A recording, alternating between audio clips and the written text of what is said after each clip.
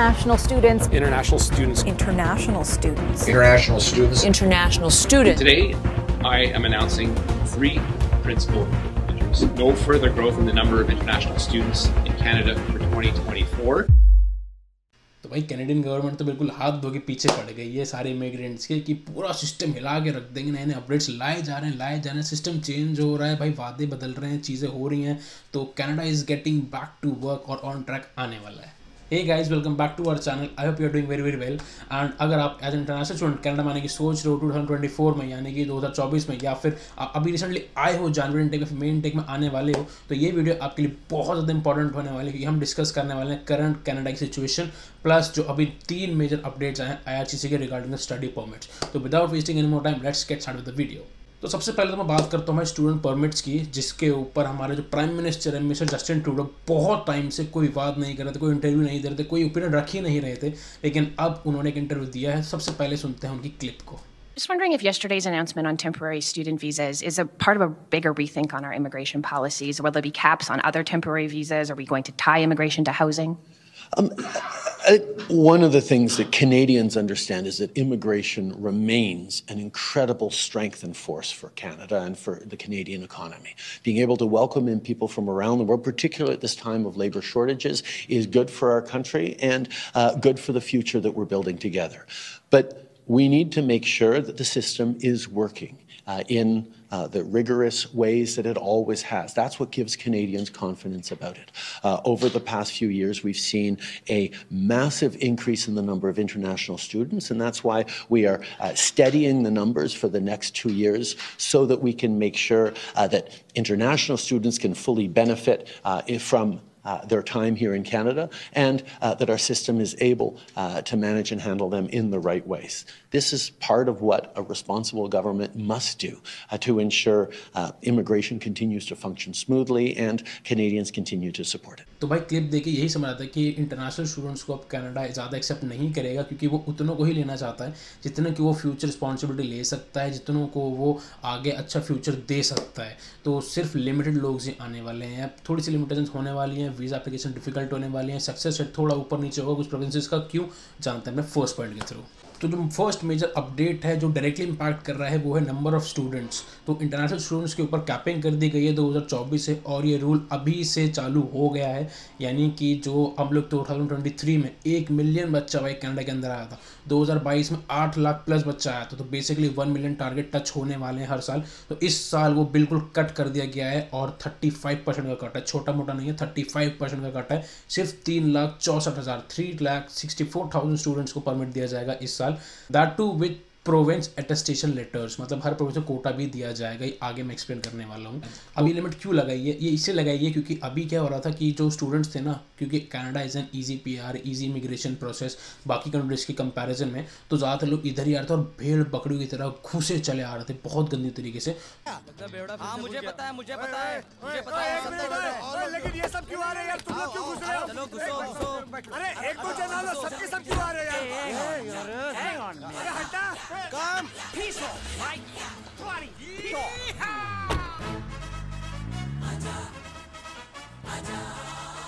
तो अभी क्या हुआ, जैसे अपने आपने स्टैट्स देखे, 1 मिलियन बच्चा कनाडा में आ रहा है, तो बेसिकली 3 जगहों पे आता है, ओंटारियो, ब्रिटिश कोलंबिया और क्यूबेक में। तो यहाँ पे क्या हो गया, बहुत ज़्यादा क्राइसिस हो गए भाई, जॉब से क्राइसिस हो गए, कहीं पार्ट टाइम ढूंढने जाता है ना स्टूडेंट, लंबी लंबी लाइनें लग जाती हैं, कहीं जॉब फेयर होता है। मेरी खुद की वीडियो, मैं खुद लगा हूँ लाइनों में, तो इतनी लंबी भीड़ होती है भाई, 1000 बच्चे वहाँ पहुँच जाते हैं। आप इतनी भीड़ होती है, आप सोच सकते हो। यहाँ पे आई पे लिंक आ रहा होगा, आप उस वीडियो को चेक कर सकते हो, स्क्रीन पर थोड़ी सी क्लिप्स लगा भी दूंगा आपके लिए।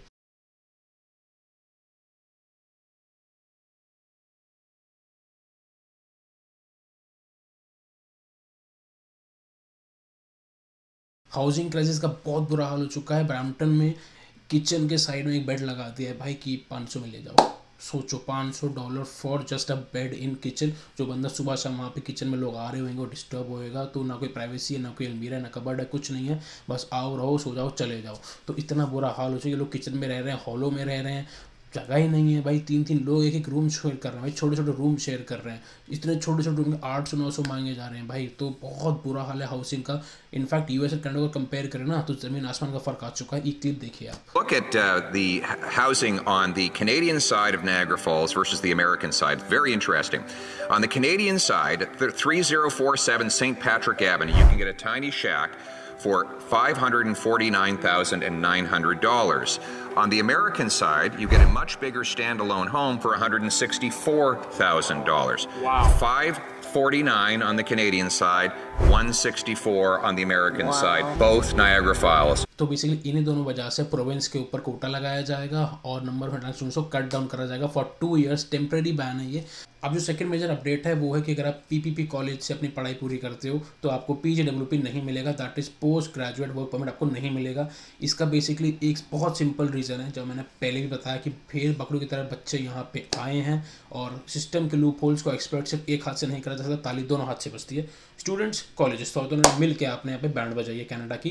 कैसे कि कुछ स्टूडेंट्स सिर्फ नाम के स्टूडेंट्स होते हैं जिनको कनाडा आना होता है सिर्फ पीआर के लिए, एंड वो क्या करते हैं भाई, आए कॉलेज जाते नहीं हैं, शिफ्टें लगाए जा रहे हैं, हम जैसे अच्छे बच्चों की शिफ्टें खा रहे हैं, जॉब्स खा रहे हैं हम। तो ऐसे सिस्टम भी लूप होल्स एक्सपर्ट स्टूडेंट्स कर लेते हैं कि वो आते हैं नाम के स्टूडेंट्स हैं, शिफ्टें लगा रहे हैं, असाइनमेंट कर दी, नहीं भी कर तो कोई दिक्कत नहीं है।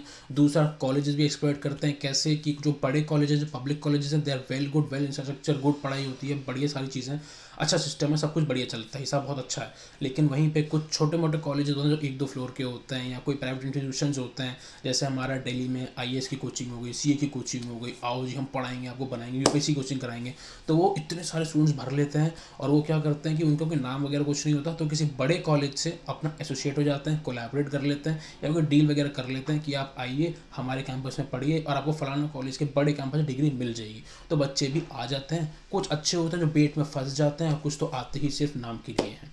अब यहाँ पे क्या होता है, ना कोई इनके पास पढ़ाई है ना कोई इंफ्रास्ट्रक्चर है, तो यहाँ पे बच्चे आते हैं, वो बाहर जॉब्स वगैरह कर रहे होते हैं एंड उनके पास कोई स्किल वगैरह नहीं आती है, लो वेज वर्क्स में ही लगे रहते हैं लाइफ टाइम के लिए, and system then crashes because जब स्टूडेंट्स आते हैं उन्हें भी वही वाला काम करना होता है जो ऑलरेडी वो लोग कर रहे होते हैं, तो बहुत ज़्यादा भीड़ हो जाती है भाई, नहीं हो पाते फिर चीज़ें, तो किसी दिन क्रैश हो जाता है स्टॉप पे। तो इसी क्राइसिस की वजह से और सिस्टम के लूप होल को ख़त्म करते हुए गवर्नमेंट ने ये चीज़ बोल दिया है कि अगर आप पीपीपी कॉलेज से अपनी डिग्री पूरी करते हो तो आपको पोस्ट वर्क परमिट नहीं मिलेगा। This does not applies on masters and doctoral और एंड सम स्पेसिफिक प्रोग्राम्स। उसकी लिस्ट आपको कनाडा की वेबसाइट पर मिल जाएगी।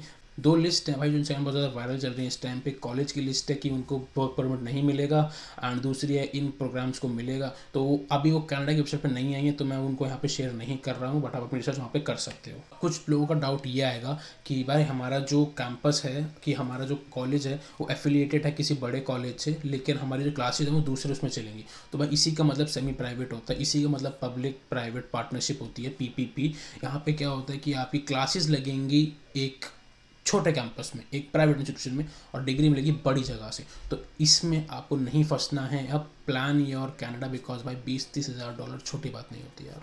तो इन्हीं कॉलेजेस को नज़र में रखते हुए कनाडा ने प्रोविंशियल कोटा भी चालू कर दिया है कि हर प्रोविंस को कुछ ना कुछ नंबर ऑफ कोटा मिलेगा इंटरनेशनल स्टूडेंट्स का कि वो उतने ही एंटर हो सकते हैं। इसलिए जब अपनी visa application next time file करोगे आप सितंबर 1 से आपको एक प्रोविंस अटेस्टेशन लेटर भी लगाना पड़ेगा। Now the third major update is no spouse open work permit. अब यार ये थोड़ा सा कंट्रोवर्शियल टॉपिक है, लेकिन पता देखो सबको, ये तो मैं बोल देता हूँ कि सबको पता है कॉन्ट्रैक्चुअल मैरिज बहुत ज़्यादा एक बिजनेस बन चुका है आजकल वेस्टर्न कंट्रीज़ के अंदर, चाहे वो यूएस हो, कनाडा हो, कोई भी जो मेजर कंट्रीज हो वहाँ पे सब ये सारी चीज़ें चलती हैं। जिससे हम जैसे कुछ बिजनेसेस जो फ्रॉड होते हैं, जो स्कैम होते हैं, उनको पॉन्जी बिजनेस बोलते हैं ना, पॉन्जी स्कीम्स बोलते हैं, वैसे इनको पॉन्जी मैरिजेस भी बोल सकते हो आप कि आप आए कॉन्ट्रैक्चुअल मैरिज करी for PR and stuff. PR के लोग क्या क्या नहीं करते भाई, कैसे कैसे लोग हो गए हैं आजकल, ठीक है। तो किसी को कुछ पैसे मिल जाते हैं, किसी को यहाँ के कार्ड्स वगैरह मिल जाते हैं, ग्रीन कार्ड हो जाता है, सिटीजनशिप आती है, पीआर हो जाती है, ये सारी बातें हो जाती हैं। तो उनको साइड में हटा के, तो इसी वजह से यहाँ पर टेम्परेरी रेजिडेंट्स बहुत ज़्यादा हो रहे थे और जॉब्स वगैरह क्राइसिस है, हाउसिंग क्राइसिस है, वो सबको मैं बता ही चुका हूँ। तो अब अगर आप मास्टर या फिर डॉक्टर या फिर कोई पीएचडी कोर्स के अलावा कुछ और करने आते हो तो फिर आपको जैसे कि सर्टिफिकेशन कोर्स हो गया, डिप्लोमा हो गया, यूजी हो गई, तो फिर आपकी जो स्पाउस होंगे उनको ओपन वर्क परमिट नहीं मिलेगा टूरिस्ट वीज़ा पे शायद आप उनको बुला सकते हो, इस पर कोई अपडेट वगैरह नहीं है, लेकिन अब उनको ओपन वर्क परमिट नहीं मिलेगा, यानी कि वो वर्क नहीं कर पाएंगी। तो जो काफ़ी लोगों के सपने होते हैं ना कि हम उनको बुलाएंगे, दोनों में अभी भी काम करेंगे, तो वो चीज़ अब नहीं होएगी, तो एक ही को काम करना पड़ेगा। तो सपने थोड़े चूर होंगे, जेन्युइन कपल्स को बहुत दिक्कत होएगी, लेकिन टेम्परेली 2 साल का ही बैन है, तो जो जेन्युइन होंगे वो 2 साल रुक जाएंगे, जो नहीं होंगे उनके तो लग गए। तो अगर ओवरऑल तीनों अपडेट्स को देखा जाए तो बेसिकली ये टेम्परेरी रेजिडेंट्स को लेकर है, हाउसिंग क्राइसिस और बेसिकली ये जॉब क्राइसिस को सॉल्व करने के लिए हैं। तो these rules may sound very mean and rude, but these are for the betterment of Canada, ताकि वो प्री कोविड बन सके, बैक ऑन ट्रैक आ सके।